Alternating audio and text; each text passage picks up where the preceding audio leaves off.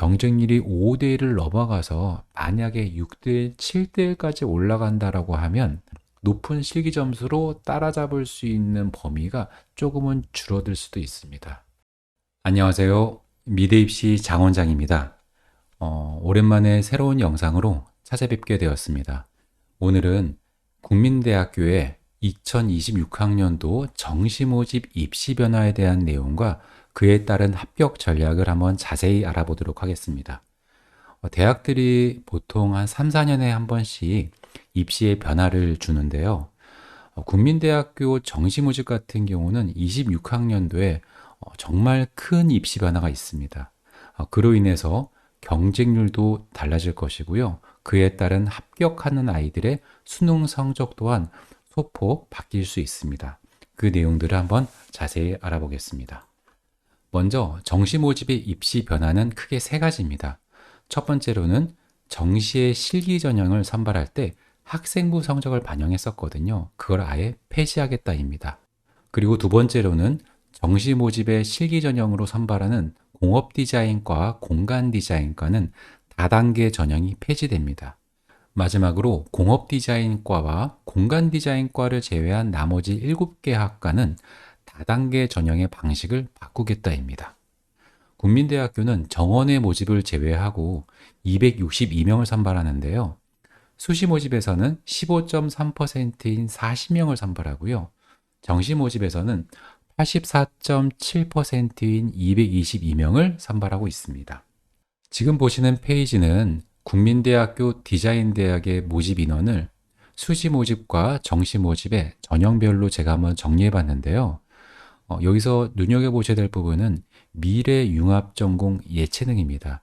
이 인원은 정시 모집의 나군에서 65명을 선발하고요. 나머지 실기 전형들 9개 학과의 실기 전형들은 가군에서 모집을 합니다. 가장 작년에 뜨거운 화두였던 자율전공제라고 이해하시면 될 것 같아요. 국민대학교의 경우는 25학년도 입시부터 각 학과별 모집 인원의 30% 정도를 감축하고 그 인원을 모아서 나군에서 수능 100%로 모집을 합니다. 반면 나머지 인원들은 가군에서 기존 실기 전형으로 똑같이 선발하고 있습니다. 먼저 실기 전형을 알아보도록 하겠습니다.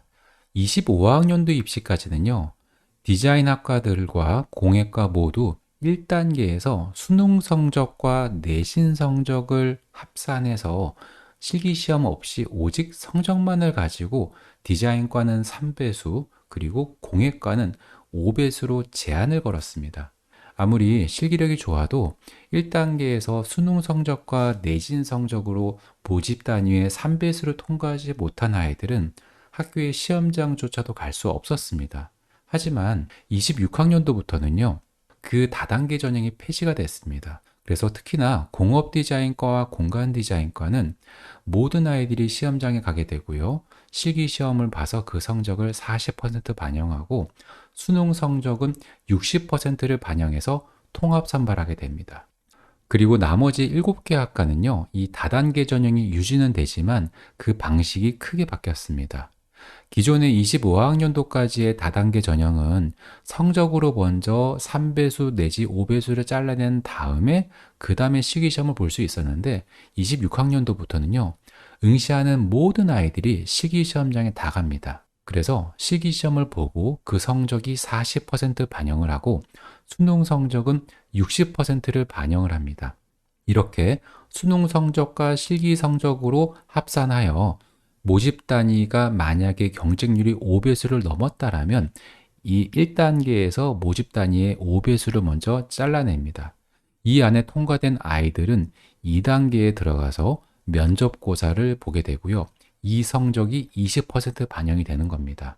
지금 말씀드린 것처럼 26학년도의 가장 큰 실기 전형의 변화는 응시하는 모든 아이들이 시험장에 가서 실기를 볼 수 있다는 게 가장 중요한 포인트입니다.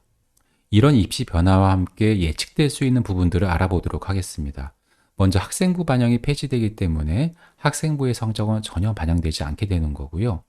이렇게 되면 오히려 내신 관리가 어려운 고등학교를 다니는 아이들 입장에서는 조금은 유리할 수 있을 겁니다. 그리고 실기 전형에서 다단계 전형이 폐지되거나 또는 방식이 바뀌기 때문에 경쟁률은 어느 정도는 상승이 예상됩니다. 그리고 합격생들의 수능 평균 성적이 어느 정도는 소폭 하향할 거라고 예상을 하고 있습니다. 또 하나 가장 중요한 포인트는 2단계에서 면접고사의 성적 비율이 기존의 10%가 아닌 20%로 매우 크게 올라갔습니다. 그렇기 때문에 여기에 대한 대비가 어느 정도는 충분히 이루어져야 됩니다. 국민대학교 실기전형의 수능 성적 반영 비율은 전혀 변화가 없습니다. 국어와 영어 성적은 의무로 반영이 되고요. 탐구 두 과목의 평균 성적과 수학 성적 중에 잘 나온 성적이 하나 자동으로 반영돼서 국어, 영어, 탐구 또는 국어, 영어, 수학 성적으로 반영이 된다고 이해하시면 될 것 같습니다. 국민대학교는 22학년도까지는 수능 성적을 반영할 때 100분위 성적을 반영했었다가 23학년도부터 표준 점수 반영으로 바뀌었고요. 그 반영 방식의 공식이 조금 다릅니다. 이 내용은 제가 재작년에 만들어서 올려놨던 영상이 있습니다. 그 링크를 제가 위에 걸어 드릴 테니까 좀 관심이 있는 분들은 보시면 도움이 될 것 같은데요. 제가 간략하게 정리해 드리겠습니다. 국어는요, 100분위 성적이 반영되지 않고 국어의 표준 점수가 그대로 반영이 됩니다. 만약에 123점이라면 123점 그대로 반영이 되는 거고요. 탐구는 두 과목의 표준 점수 64점, 62점이라면 이 두 개를 더한 값이 반영이 되고요. 그런데 영어의 성적은요, 1등급을 받을 경우는 100점, 2등급은 98점, 그리고 3등급은 95점으로 적용을 시켜주는데 여기에다가 곱하기 2를 합니다. 그래서 23학년도부터는 영어 같은 경우는 표준 점수로 환산되다 보니까 1등급의 아이는 200점 만점이 되는 거고요.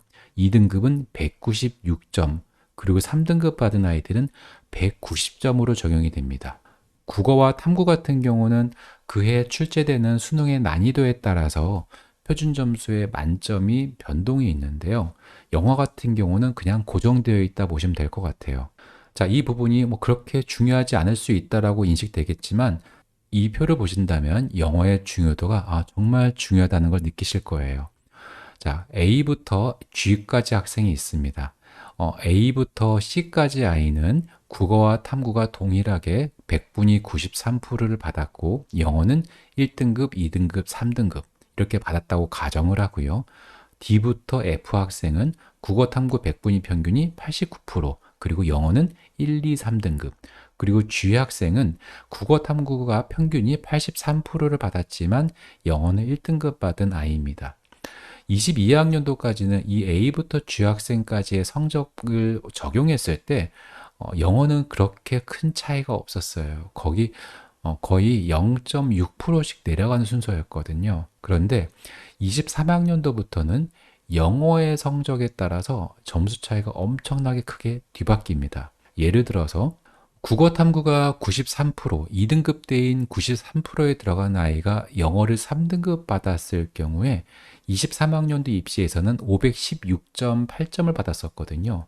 그런데요, 이 학생보다 국어와 탐구가 100분위가 10% 낮은 G 학생, 100분위 83% 받았지만 영어를 1등급 받은 아이는 23학년도부터는요, 515점을 받았습니다. C 학생과 G 학생의 점수를 비교하면 1.2점밖에 차이가 안 나죠. 그만큼 영어의 변별력이 매우 커졌다라는 겁니다. 자, 그러면 국민대학교 정시 모집의 실기를 어떻게 준비할 거냐라고 보면은 크게 실기고사와 면접고사 두 가지로 분리해 봤습니다. 이 실기고사는 기초조형 평가라고 알려져 있는데 정확한 명칭은 관찰하고 그리기입니다. 가장 중요한 점은 사용하는 재료가 학교에서 제공한다는 겁니다. 다른 타 대학들 같은 경우에는 습식 재료 또는 건식 재료를 쓰더라도 미리 입학 요강에 재료들이 표기가 돼 있거든요. 근데 국민대학교는 시험장에 갈 때 아무것도 가져갈 수가 없어요. 아이들이 맨몸으로 가면요, 학교에서 화지도 주고요. 그 다음에 그 해마다 제공하는 재료가 달라집니다. 물론 연필은 매년 나오고요. 어떤 경우는 색연필과 볼펜을 주기도 했고, 또 어떤 경우는요, 형광펜을 주기도 했습니다. 또 이런 경우도 있었습니다. 모든 건식 재료를 다 준 다음에 그 중에 본인이 선택하라는 거죠. 특히나 25학년도 입시가 그랬습니다. 재료를 선택할 때도요, 색상까지도 한 가지만 결정해라. 그 재료와 색상을 선택하는 것까지도 본인의 의도가 담겨야 된다는 부분도 어느 정도는 중요한 포인트입니다. 이렇게 국민대학교는 건식 재료를 모든 재료들을 좀 골고루 잘 사용할 수 있게 준비가 되어야 될 것 같고요. 그 다음에 면접 같은 경우는 크게 세 가지입니다. 전공 적합성, 그리고 사고력, 소통 능력, 요 세 가지를 보게 되는데, 또 여기서 중요한 점은 국민대는 면접을 볼 때 전전날 시험 봤던 아이의 실기고사의 그림 있죠. 그 그림을 직접 면접장에서 오픈되고 그 그림을 보면서 본인이 어떤 의도로 그림을 그렸는지를 설명을 해야 됩니다. 그렇기 때문에 시험장에 가서 그림을 그릴 때도 면접장에 가서 본인이 어필할 수 있는 내 그림의 의도를 생각하면서 그림을 그려야 된다는 게 매우 중요한 점이고요. 25학년도 입시까지는 AI 디자인과를 제외하고는 면접의 비중이 10%였습니다. 하지만 26학년도부터는 면접의 비중이 20%로 상향이 됐는데요. 아마도 전공 적합성에 대한 부분이 조금 더 크게 좌우될 수 있을 거라고 예상을 하고 있습니다. 지금 보시는 페이지는 제가 24학년도, 25학년도의 경쟁률과 그리고 24학년도에 국민대학교에서 공개했던 합격생들의 평균 수능 성적, 그리고 합격생의 70% 컷 성적을 조금 보기 편하게 한번 정리해 본 겁니다. 경쟁률을 보시면 24학년도와 25학년도 거의 유사하게 디자인 학과들은 대략 3대1 전후를 움직이고요. 공예과는 5대1 전후로 움직였습니다. 그 이유는 디자인과는 1단계에서 수능 성적과 내신 성적으로 3배수, 그리고 공예과는 모집 단위의 5배수를 걸러냈기 때문에 학생들이 조심스럽게 접근을 했던 거죠. 그런데 26학년도부터는 이 배수가 사라지기 때문에 경쟁률은 어느 정도 올라갈 겁니다. 자, 그런데 이 경쟁률이 올라가면은 합격하게 되는 아이들의 성적대도 약간의 변동은 생깁니다. 그 변동폭을 어느 누구도 지금 말할 수는 없겠지만 한번 과거의 데이터를 기반으로 한번 접근을 해보겠습니다. 여기 노란색으로 표기되어 있는 성적은요, 국민대학교에서 공개한 성적입니다. 24학년도에 합격한 아이들의 평균 성적이라고 되어 있죠. 이 부분은 영어 성적이 100분위 점수로 반영됐을 때의 성적입니다. 이 영어 성적은 1등급인 경우에 100점, 2등급은 98점, 3등급은 95점으로 적용해서 국어와 영어와 탐구 성적의 세 영역의 100분위 평균을 낸 거거든요. 그런데 중요한 거는 영어는 절대평가이기 때문에 제가 영어가 2등급인 경우로 가정을 해서 한번 역으로 환산을 해봤습니다. 그랬더니 24학년도에 국어와 탐구의 100분위 평균값이 지금 보여지는 하얀색 숫자들입니다. 공업디자인과는 세 영역 평균이 90.28%였지만 영어가 2등급인 아이였다면 국어와 탐구의 100분위 평균이 86.42%였다고 이해하시면 될 것 같아요. 조금 낮은 성적에 보여지는 게 도자공예과 같은 경우는 대학 공개 성적이 85.5%였죠. 근데 이거는 영어가 2등급이라는 가정으로 보면은 국어와 탐구 평균은 약 79%로 이해될 수 있을 겁니다. 그리고 국민대학교는 70% 컷이라는 성적도 같이 공개합니다. 자, 이 평균값과 70% 컷의 차이는 뭐냐면요. 이 평균은 합격생들의 모든 아이들의 평균 성적입니다. 그런데 이 70% 컷이라는 건 합격생이 만약에 100명이라면 70등의 성적이라고 이해하시면 될 것 같아요. 그렇기 때문에 이 성적보다 더 낮은 아이들도 합격이 된 겁니다. 공업디자인과 보면은 89%라고 했고요. 그리고 가장 낮은 학과였던 도자공예과는 84%였습니다. 그리고 가장 높았던 학과는요, 가장 인기가 많은 시각디자인과 93%였습니다. 자, 이 부분도 제가 앞에 말씀드렸던 것처럼 영어 성적이 2등급이라고 했을 경우에는 과연 국어 탐구는 몇 %였느냐? 가장 높은 학과인 시각디자인과는 90.5%였고요. 가장 낮은 학과는 도자공예과였죠. 77.75%였습니다. 그리고 중간값들이 대체적으로 공업디자인과, 공간 디자인과 의상 디자인과 비슷하죠. 한 83%에서 84%, 86%를 움직였습니다. 이 성적들이 작년까지 합격했던 아이들의 실질 성적이라고 이해하시면 될 것 같아요. 기존의 수능 성적과 내신 성적으로 3배수 또는 5배수를 잘라냈을 때 아이들이 갖고 있던 약간 두려움과 부담이 있었죠. 그 부담이 사라지기 때문에 26학년도부터는 경쟁률이 분명 상승을 할 겁니다. 과연 몇 대 1까지 될 거냐라는 건 뭐 어느 누구도 알 수 없을 거예요. 하지만 학원가에서 예상하고 있는 부분은 뭐 디자인과의 경우는 약 5대 1 정도 전후가 되지 않겠느냐. 그리고 공예과는 한 6대 1 정도 또는 그 이상까지 7대 1까지도 올라갈 수 있을 거라고 봐요. 왜 그러냐면 과거에 디자인과와 공예과 같은 경우에 3배수 또는 5배수 이내만 들었던 아이들은요. 실기력이 정말 뛰어난 애들은 좀 낮은 성적으로도 그 수능 성적의 부족한 부분을 극복하고 합격한 아이들이 있었습니다. 제 제자 같은 경우도 그렇게 좀 낮은 수능 성적이었지만 정말 실기력이 좋아서 그 성적을 뒤집어서 합격한 아이들이 있었습니다. 이런 경험을 갖고 있던 학원 입장에서는 만약에 학생의 실기력이 정말 뛰어나다라면 좀 도전할 수 있는 기회도 열어줄 수 있을 것 같아요. 이런 부분들을 감안했을 때 디자인과는 약 5대 1 정도, 그리고 공예과는 6대 1에서 아마 높으면 7대 1 정도까지 올라갈 수 있을 걸로 예상을 합니다. 디자인과 같은 경우 126명 선발을 합니다. 근데 5대 1이라고 가정해 보면요. 630명이 응시하게 되는 거고, 이 중에서 126등 안에 들어야 합격한다라고 이해하시면 될 것 같아요. 제가 방금 말씀드렸던 내용 중에서 좀 약간은 주의해야 될 점들이 있습니다. 높은 실기 점수로 극복 가능한 수능 성적에 따라잡을 수 있는 범위는 실은 경쟁률에 따라서 결정되는 게 되게 중요한 부분입니다. 경쟁률이 낮을 때 3대 1 또는 2대 1일 때는요. 응시 인원이 적었기 때문에 실기 점수가 정말 높으면은 그거를 뒤집을 수 있는 가능성이 매우 높았습니다. 그런데 경쟁률이 5대 1을 넘어가서 만약에 6대 1, 7대 1까지 올라간다라고 하면 높은 실기 점수로 따라잡을 수 있는 범위가 조금은 줄어들 수도 있습니다. 이 부분을 제가 왜 말씀을 드리냐면 저희도 이제 그런 문의들을 많이 받아요. 어느 학원에 갔더니 수능 4등급도 이제는 국민들을 갈 수 있을 거다라고 상담을 하더라라고 얘기를 듣습니다. 그런데 이 경우는 매우 저는 좀 위험할 수도 있다라고 판단이 돼요. 그래서 물론 실기력이 정말 뛰어난 아이들이면 가능할 수 있겠지만 그 인원은 매우 극소수일 수 있고요.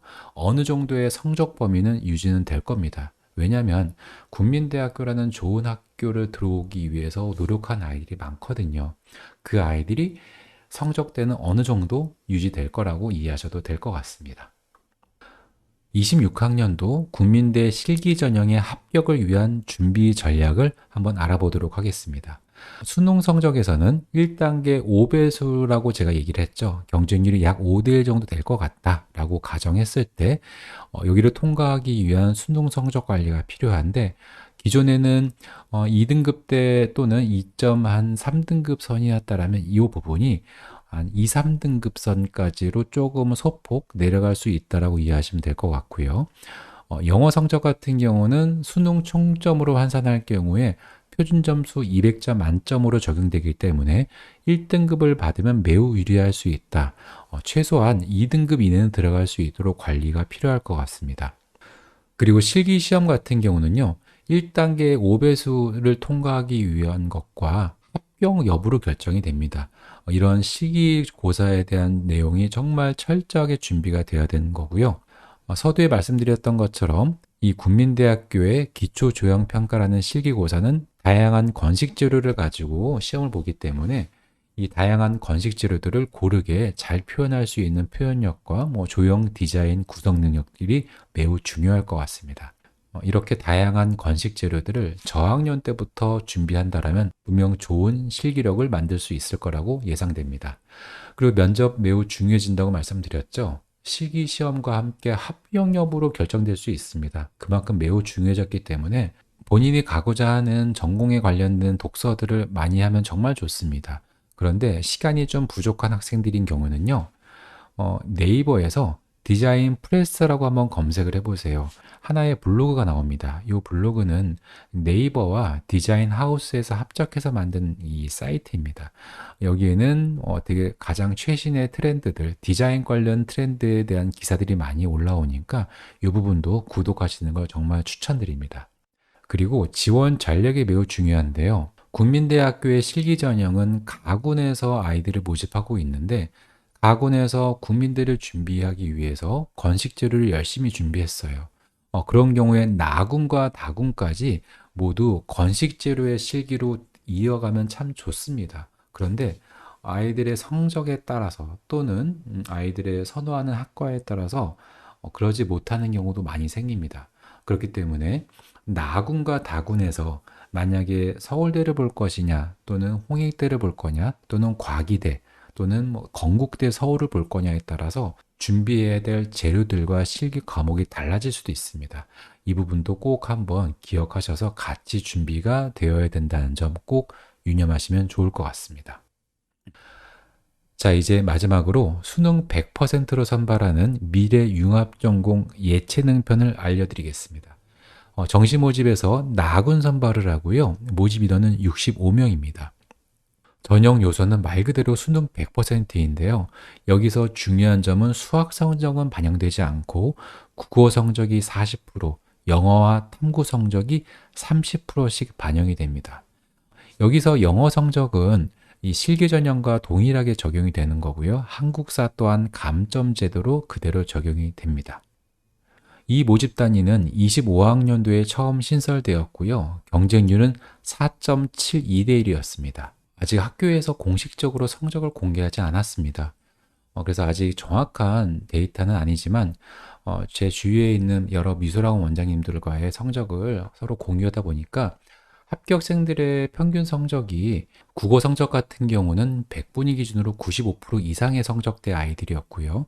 탐구 성적은 최소한 94% 이상의 아이들이 합격을 했습니다. 그리고 영어도 대체적으로 1, 2등급 이내의 아이들이었습니다.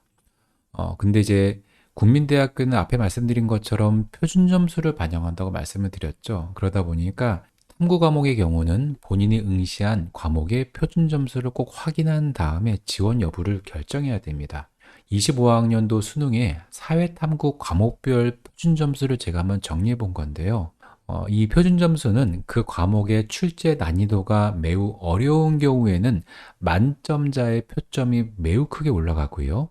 난이도가 좀 쉬웠던 경우는 만점의 표점이 내려갑니다. 25학년도의 경우는 생륜 같은 경우가 너무나 어렵게 출제되었고 만점이 77점을 적용받았어요. 그리고 윤리와 사상은 73점, 경제는 72점이었는데 나머지 과목들을 보시면 보통 66점에서 69점을 움직였습니다.